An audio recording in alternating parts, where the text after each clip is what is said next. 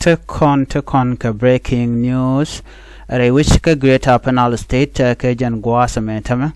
rojan shala da kwi korandan en tuɔɔk ne mandan kurunwang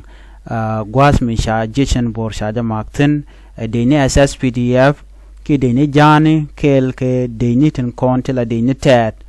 karo shala dan tama shala da no wajjen bor kami juja ka jok jen la dana ban lin ka jen lera me ban wajja dana cha kap jejen bor be kona lin ka do dana non ka lera titi ka jam mi jira ma jidit kan Nuer online tv channel gore jen o jender lera me der jen waka nasin ko kien ko de ko le chub gwannatin gor kona ngo de ko uten chuja peru jen o jen bi notification bell bi jetwan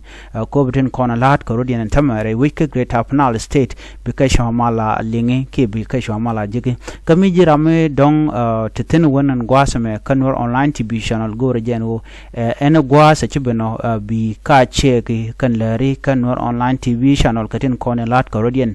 chana jowo me chano nge chana jelinkel ko dobrana chajalat keje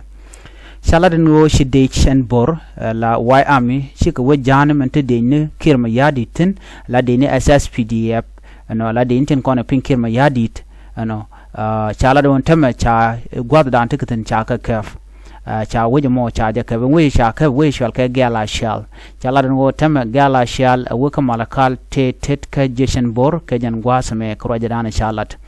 en why ami ke jeshen bor awa chicken de ni toto chicken ke joch ka chicken gala shal chicken kaf roja me emlero de tama ka do badanan de yana linga jam cha ja confirm anitin content winimi ka do badanan chi kore me che woni am ka je waken je ni SSPDF chikurin mobilize ngwana lonkel ke de ni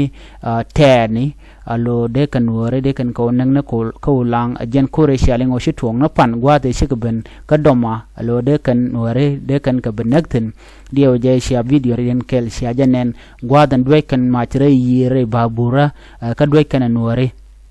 ana mo chatwoko kejen gwarun wanga me michikana benone lobe kan war binyoko menaken ka chaka joj ne ka kui gala shial alo gala shial anta murai kone tet ka jeshan bor ajana na gore de nyoga kel ban nyoko lunjok ka korgon metot gwadan waler titi waga jektin belen lunjok ye en biata kamal bye bye